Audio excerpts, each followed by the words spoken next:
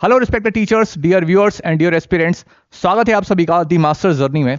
और मैं शशांक तिवारी आप सभी का दिल से स्वागत करता हूं। जैसा कि हम सभी को पता है कि एमपी टेट ग्रेड 2 का मेंस का सिलेबस आ गया है और हम सब जानते हैं कि सिलेबस कितना लेंथी है। क्योंकि मैं जो है आपका इंग्लिश वाले जितने भी एस्पिरेंट्स हैं आप सभी का इस जर्नी में साथ देने के लिए आया हूं। और नो डाउट कि मन में प्रश्न आ रहा होगा कि सर हु आर यू और आप पर ट्रस्ट कैसे करें। तो इसके बारे में सिर्फ इतना ही कहूंगा कि डे बाय डे जब वीडियोस आपके सामने आते रहेंगे और कंटेंट जिस लेवल का मैं आपको प्रोवाइड कराऊंगा तो उससे आपको पता चल जाएगा। और मेरे बारे में नेक्स्ट वीडियो में बात करेंगे पूरी डिटेल्स, क्या क्वालिफिकेशन रहा है मेरा अभी तक और क्या पढ़ाते हैं, कैसे पढ़ाते हैं, इन सब के बारे में फर्दर डिस्कशन करते रहेंगे। अगर कंटेंट अच्छा लगेगा डेफिनेटली आप लोग यहां पर रुकेंगे, नहीं तो स्किप कर जाएंगे। ठीक है, उम्मीद करता हूं आज हम लोग बहुत इंपॉर्टेंट डिस्कशन करने वाले हैं जो पीपीटी में अभी आपको आगे दिख जाएगा। ठीक है, तो शुरू करते हैं। MP TET grade 2 mains English हम कराएंगे आपकी तैयारी and trust me next level की प्रिपरेशन कराएंगे आपकी, भरोसा रखिए। जय श्री महाकाल। यहां पर रिस्पेक्टेड टीचर्स हम लोग बात करने वाले हैं बहुत इंपॉर्टेंट की पॉइंट्स को लेकर। वन बाय वन करके हम लोग इनकी चर्चा करेंगे। ये सारे वन स्लाइड में सारे पॉइंट डाल दिए हमने, ये इंपॉर्टेंट हैं इसलिए इनके ऊपर चर्चा करेंगे। क्योंकि बिना प्लानिंग के अगर भागते रहेंगे तो कभी हम मंजिल तक पहुंच ही नहीं पाएंगे। और आज का ये पहला वीडियो है, जैसा कि मैंने आपसे कहा है, तो हमारी और आपकी थोड़ी सी बातचीत हो जाए, उसके बाद कंटेंट आपको मिलना शुरू हो जाएगा। एंड ट्रस्ट मी 50% मेरे पास कंटेंट ऑलरेडी रेडी है और नेक्स्ट लेवल का है। आप उसको इंडिया में किसी भी टीचर्स को दिखा सकते हैं। ठीक है, now we know and understand that time is running out but we should not panic. जैसा कि हम जानते हैं, अच्छे से समझते हैं कि हमारे पास एग्जाम को लेकर समय कम है, लेकिन हमें घबराना नहीं है। क्योंकि अगर घबरा गए, क्योंकि बहुत सारे एस्पिरेंट्स घबरा रहे हैं क्योंकि समय कम दिया है यार, नो डाउट समय कम है। कम से कम 90 डेज तो आपको मिलने ही चाहिए थे और आपका ऊपर से सिलेबस चेंज कर दिया है, लिटरेचर का पूरा सेक्शन डाल दिया है। तो 60 डेज जो मिला है आपको वो प्रॉपर तरीके से सही नहीं है और सिलेबस जो है वो बहुत नेक्स्ट लेवल का डाल दिया है। तो लेकिन फिर भी घबराना नहीं, अब मैदान में उतरना ही है तो घबराना नहीं है। और हमारी प्रिपरेशन को हम 20 मार्च को लेकर ही कंप्लीट करेंगे। Now, first of all, you have to understand the syllabus properly and analyze it. जो भी एस्पिरेंट्स होता है उसका सबसे पहला टास्क यही होता है कि सिलेबस का एक बार अच्छे तरीके से एनालिसिस वो अच्छे से करे। यानी कि अगर हमारे पास सिलेबस है और अगर हमने उसको एनालिसिस ही नहीं करा प्रॉपर तरीके से, क्या करना है, कब पढ़ना है, कितने समय में पढ़ना है, रिवीजन कम करना है, अगर हमारी प्लानिंग नहीं होगी सिलेबस को लेकर तो हम लोग भटकते रहेंगे यार। ठीक है, तो सिलेबस आप सभी को अच्छे तरीके से दिमाग में उतार लेना है। ठीक है, नाउ नेक्स्ट बात करें, we have to analyse the time properly. हमें जो है टाइम को प्रॉपरली एनालिसिस करना है कि हमारे पास में कितना समय है। That is when is our exam. हमारा एग्जाम कब है? जैसा कि हम जानते हैं कि 20 मार्च से हमारे एग्जाम शुरू हो जाएंगे। And if we start preparing from today 20th, यानी कि अगर हम 20 तारीख यानी कल से बात करें, अगर हम शुरू करें 20 तारीख से भी, then how many days do we have? हमारे पास में समय कितना है प्रिपरेशन को लेकर। ठीक है, तो ये चीज अपने माइंड में जरूर ध्यान रखिएगा। We don't have to count the entire 60 days because within these 60 days we also have to take out time for revision and mock test. बहुत सारे रिस्पेक्टेड टीचर्स और एस्पिरेंट्स जो है ये मानकर चले हैं कि आपके पास में 60 डेज हैं, लेकिन ऐसा सही नहीं है। 60 डेज पूरे आपके पास में नहीं है। कम से कम आप मान के चलना कि आपको 45 डेज के अंदर पूरा कंप्लीट सिलेबस करना है, क्योंकि उसके बाद आपको रिवीजन करना है और साथ में टेस्ट सीरीज भी आप देंगे, मॉक टेस्ट भी लगाएंगे। तो 45 दिन का आप टारगेट लेकर चलना कि 45 दिन में मुझे पूरा सिलेबस खत्म करना है। और कैसे करना है, क्या करना है, इसके बारे में सब बताएंगे आपको। ठीक है, मानता हूं कि कठिन है पर असंभव नहीं है। ठीक है, टफ है पर इंपॉसिबल नहीं है, हम लोग कर लेंगे। Together we can, we will. Now how will the notes be made और how will you get them? Notes कैसे बनाए जाएंगे भाई साहब, आपको नोट्स कैसे मिलेंगे and what do you have study? आपके पास पढ़ने के लिए क्या कंटेंट है? क्योंकि चूंकि सिलेबस थोड़ा सा आपके लिए नया है, ग्रामर वाला सेक्शन देखा जाए तो कोई बड़ी बात नहीं है। ठीक है, what is available for you currently with us? और हमारे पास में करंटली आपके पास में क्या है, हमारे यानी कि हमारे पास में क्या क्या चीज आपके लिए अवेलेबल है अभी? तो लगभग 50% जो है लिटरेचर का अगर सेक्शन छोड़ दिया जाए तो और लिटरेचर का भी हमने 2-3 लेक्चर अभी रेडी कर दिए हैं। जैसा कि मेरे पास परसों से कॉल आ रहे थे कि सर थोड़ा सा प्लान करो, और क्योंकि आज ही चैनल बनाया है मैंने आप लोगों के लिए और मेरे बारे में आपको कहा ना कि समय के अनुसार आपको पता चल जाएगा। How will the notes be made और how will you get them? कैसे नोट्स बनाए जाएंगे? क्योंकि अगर आपने अपना समय नोट्स बनाने में खर्च कर दिया तो बहुत दिक्कतें हो जाएंगी। ये सही है कि एक एस्पिरेंट को अपने नोट्स स्वयं प्रिपेयर करना चाहिए, लेकिन आप जो है पूरी तरीके से सिलेबस बनाने में अगर लग गए तो सिलेबस को पढ़ना भी तो है ना आपके लिए, तो वो जिम्मेदारी हम लेंगे आपके लिए। आप सिर्फ पढ़ना, और कंटेंट की क्रेडिबिलिटी आप इंडिया में किसी भी टीचर से चेक करा लेना। नाउ आगे अगर फर्दर बात करें, the better our planning the better the result will be. जितनी शानदार हमारी प्लानिंग होगी उतना ही शानदार हमारा रिजल्ट होगा, क्योंकि अगर प्लानिंग ही नहीं है तो भटकते रहेंगे। आप सब ने, बहुत से लोगों ने मनी हाइस्ट मूवी देखी होगी, वेब सीरीज वगैरह जो नेटफ्लिक्स पर है। वो प्रोफेसर 5 साल प्लानिंग करता है चोरी करने की, उसके बाद में उसको एग्जीक्यूट करता है, उसको पता है कि क्या क्या करना है। तो ये प्लानिंग के रिगार्डिंग कल जब हम मिलेंगे तो मैं आप सभी के साथ में एक बेहतरीन टाइम टेबल शेयर करूंगा।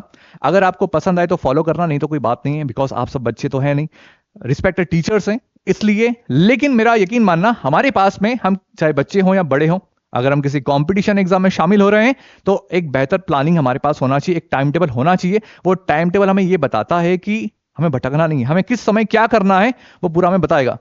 ये वन टाइम होगा, उसके बाद हम केवल बाकी जितने हमारे पास 55 डेज 58 डेज बचेंगे, हमें केवल उसको फॉलो करना है, ठीक है। सो हमारी प्लानिंग जबरदस्त होना चाहिए। आगे अगर बात करें, it is very important to have a good time table for good result. जैसा कि मैंने बताया आपको कि अच्छा टाइम टेबल होना चाहिए अच्छे रिजल्ट के लिए। Without time table we will keep wandering about what to study and what not to study. बिना टाइम टेबल के हम लोग क्या पढ़ना है क्या नहीं पढ़ना, ऐसे ही करते रह जाएंगे। क्योंकि सिलेबस बहुत लेंदी है, यकीन मानना बहुत सारे एस्पिरेंट्स ऐसे होंगे जो अभी भी घबरा ही रहे हैं, लेकिन मेरा यकीन मानना घबराना नहीं है यार, ठीक है। सबसे पहला काम तो ये करना, घबराना नहीं है, ठीक है। Now if you are purchasing a course from anyone, since it is mains exam, how should you check the credibility of the notes.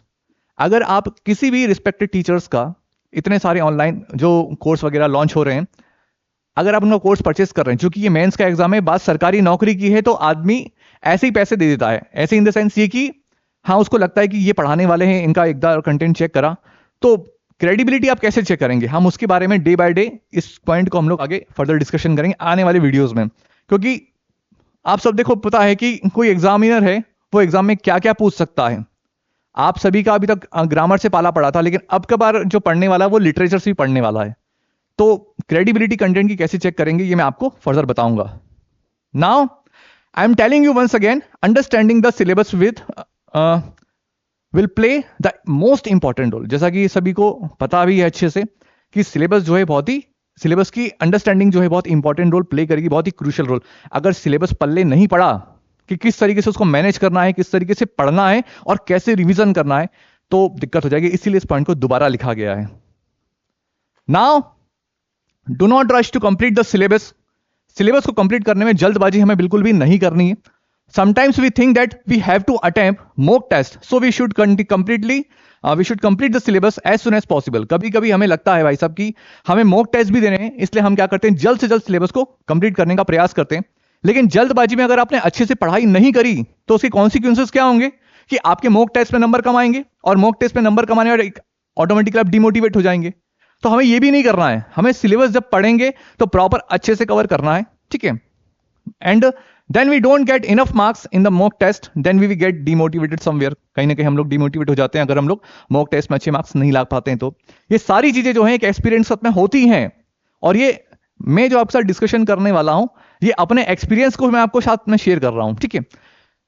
समय रहते बताएंगे आपको धीरे धीरे। Now how to make your mains exam preparation memorable. किस तरीके से आप जो है अपनी एमपीटेट ग्रेड 2 मेंस के एग्जाम की प्रिपरेशन को यादगार बनाएंगे। क्योंकि आप यकीन मानना, जब आप सिलेक्शन ले लेंगे, टीचर बन जाएंगे, उसके बाद केवल ये जर्नी ही आपको याद रहने वाली है। तो मैं आप सभी से सिर्फ यही कहूंगा कि जर्नी यादगार होनी चाहिए और नेक्स्ट लेवल की होना चाहिए, ठीक है। हमारे पास एक स्टोरी होना चाहिए ना यार, कि हम जो है इन फ्यूचर किसी को सुना सकें कि हाँ, हमने मेंस के एग्जाम की प्रिपरेशन इतने कम दिन में इतनी जबरदस्त कर ली। तो मेरा यकीन मानिएगा, मेरे पास बहुत नेक्स्ट लेवल का कंटेंट है आप सभी के लिए।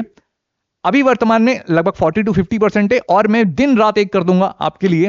आने वाले 55 से 60 दिन हम सब मिलकर काम करेंगे और नेक्स्ट लेवल पर करेंगे। अभी थैंक यू नहीं करना है, अभी एक बार हमें सिलेबस को लेकर डिस्कशन करना है, ठीक है। थोड़ा सा हम लोग जाते हैं गूगल बाबा के पास में। हम लोग यहां पर सीधे पीईबी की वेबसाइट उठाते हैं। थोड़ा सा ये इंपॉर्टेंट है, इसलिए डिस्कशन जरूरी है। सिलेबस अगर हमने अच्छे से नहीं करा दिक्कत तो हो जाएगी। नाउ कहाँ गया? ओके, माध्यमिक रूल बुक पे आ जाओ। चलो इस पे आओ भैया, page number 47, I think inter. Okay, तो जैसा कि आप सभी को स्क्रीन पे दिख रहा है, और मैं थोड़ा सा आप सभी के साथ में सिलेबस को लेकर चर्चा करने वाला हूं यहाँ पर कि आपको क्या चीजें करनी है क्या नहीं। देखो, जल्दबाजी में वीडियो में कम से कम मिनट का प्लान नहीं करेंगे, क्योंकि अब ये बात जो है सरकारी नौकरी की है आप सभी की, और हम लोग जितना भी करेंगे नेक्स्ट लेवल पर करेंगे, ठीक है। एक सेकंड में मैंने फोन में कुछ कर रखा था इसके रिगार्डिंग, सो दैट कि हमारा कम से कम टाइम जाएगा। ओके,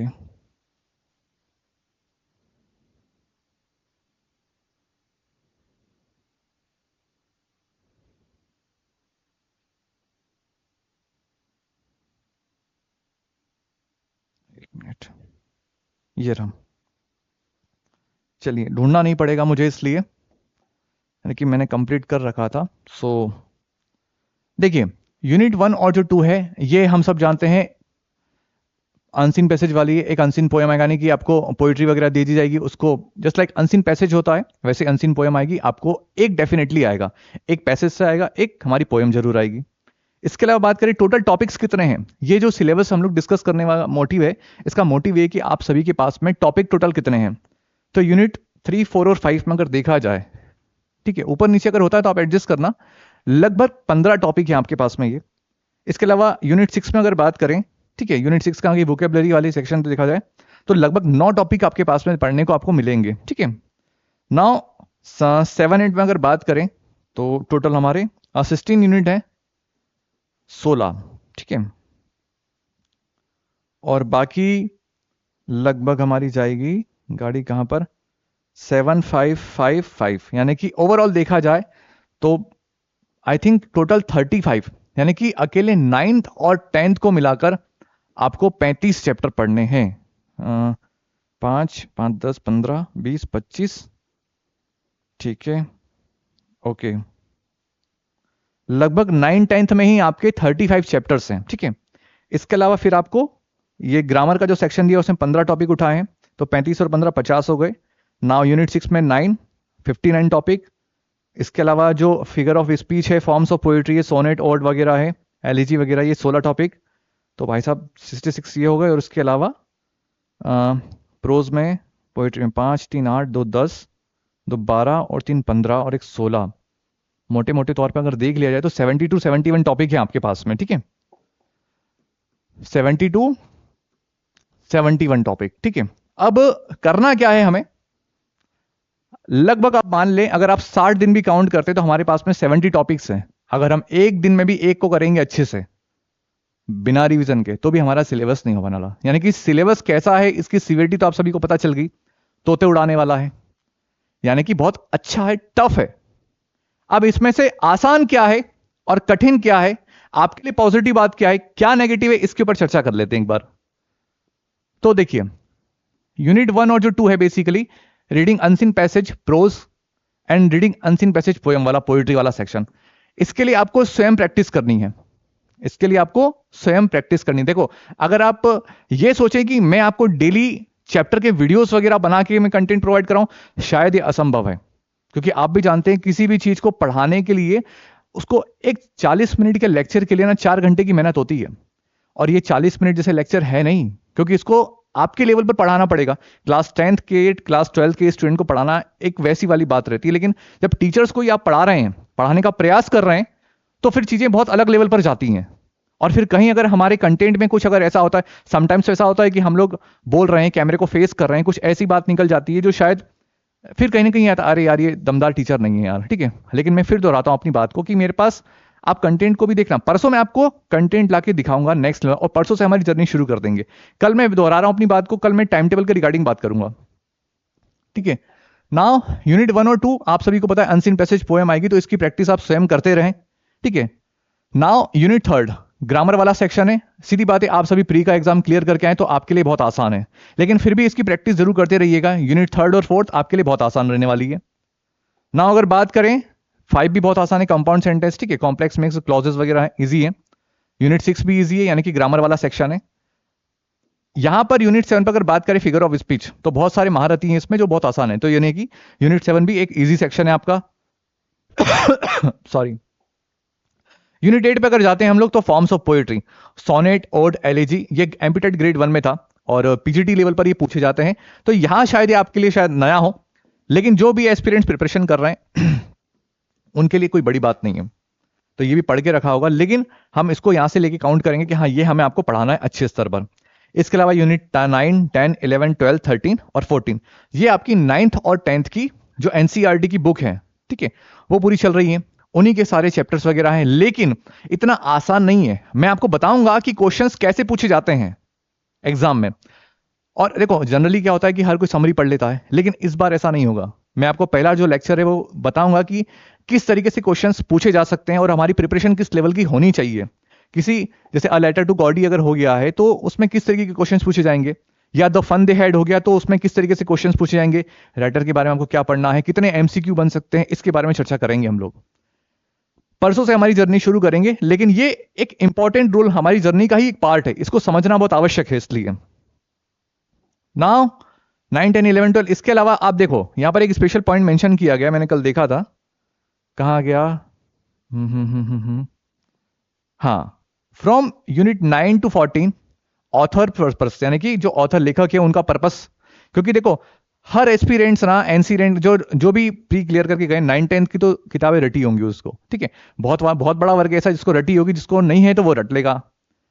तो यहां पर पूछा गया जाएगा आपसे उनसे, देखो 9, 10 में से ऑथर जो भी लेखक है उनका पर्पस, एनालिसिस पूछा जाएगा, इवोल्यूशंस, थीम्स क्या है, कैरेक्टर्स क्या है, वोकेबलरी सेक्शंस उसी में से, ठीक है, in context will be assessed, ये सारी चीजें उसमें पूछी जाएंगी। ये जो सेक्शन है ये धुआं उड़ाने वाला है भाई साहब, ठीक है। और मैं जो है काम कर रहा हूं आपके लिए 15, 16, 17, 18, 19, 20 ऑलरेडी रेडी है मेरे पास में।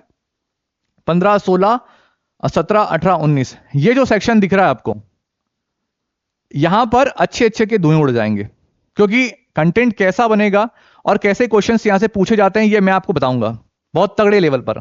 किस लेवल के क्वेश्चंस पूछे जाते हैं टेट एग्जाम्स में, टीजीटी, पीजीटी में। टीजीटी का तो खैर अभी ये नया डाला ही है, पीजीटी में किस तरीके से क्वेश्चंस पूछे गए थे मैं बताऊंगा आपको। तो पोइट्री में जॉन कीट्स की ode to autumn and Toru Dutt का our casuarina a tree, William Butler Yeats का a prayer for my daughter, Sarojini Naidu, ये सब आपने देख लिया है। और यानी कि जो मैं फोकस कर रहा हूं इस समय वो इस पर कर रहा हूं। ग्रामर का सेक्शन आप लोग इजीली कर ही लेंगे। 9 और 10th का जो सेक्शन है वो मेरे पास में काफी हद तक कंप्लीट है, और नॉर्मल वाला नहीं है, बहुत ही नेक्स्ट लेवल का है। थोड़ा सा सब्र रखिएगा, डे बाय डे हम लोग आएंगे, क्योंकि मेरा शेड्यूल बहुत बिजी रहता है पूरे दिन से लेकर। लेकिन मैंने वादा किया है आपसे, इस जर्नी में आपका साथ देंगे। पूरा भले ही ना पढ़ा पाऊं, लेकिन मैं होता ना कि गाइडेंस देने वाला भी होना चाहिए लाइफ में, तो वो आपकी इस जर्नी में एक इंपॉर्टेंट रोल प्ले करूंगा। अगर आप जुड़ेंगे डेफिनेटली आपको समझ में आएंगी धीरे धीरे चीजें। आने वाले 60 डेज में हम सब नेक्स्ट लेवल पर चीजें करेंगे, ठीक है। सो ये कंप्लीट जो आपका सिलेबस था हमने उसको लेकर चर्चा कर ली है। फिर बता रहा हूं सबसे ज्यादा जो आपको ध्यान देने की रिक्वायरमेंट है वो ये वाला सेक्शन, 15 से लेकर 20 तक की जो यूनिट है वो। और ऊपर वाले सेक्शन को हल्के मत लेना 9, 10 की, क्योंकि मैं आपसे बहुत जल्दी क्विज लेके आऊंगा आपके लिए, जिसमें आपको ही समझ में आ जाएगा कि हाँ इस लेवल के क्वेश्चंस भी पूछे जा सकते हैं। क्योंकि सीधी बात है, आपके माइंड में चल रहा होगा कि 40%, 50% लाना है, तो आप ये भी देखिए कि उन्होंने दिन कितने दिए हैं। इसके अलावा पेपर का कट ऑफ भी जाएगा नेक्स्ट लेवल का, ठीक है। 40 नंबर लाके अगर हम टीचर बन जाते ग्रेड 2 में तो फिर क्या बात थी। लेकिन थोड़ा टफ रहने वाला है, मेरा दिल कहता है टफ रहेगा आपके लिए, लेकिन असंभव नहीं है। मैंने फिर कहा है हम लोग मिलकर कर लेंगे। तो ये हम लोगों ने सिलेबस को लेकर एनालिसिस कर लिया, और जैसा कि मैंने आपको बताया कि वो सारे की पॉइंट्स इंपॉर्टेंट थे।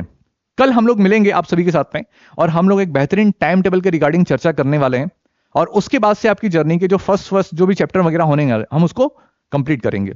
सो उम्मीद करता हूं कि आज जो हमने जो चर्चा करी है सिलेबस के रिगार्डिंग और जो इंपॉर्टेंट की पॉइंट डिस्कस कर रहे हैं ये आपको समझ में आएंगे, और मैं अपनी बात को आप तक अच्छे तरीके से पहुंचा पाया हूंगा।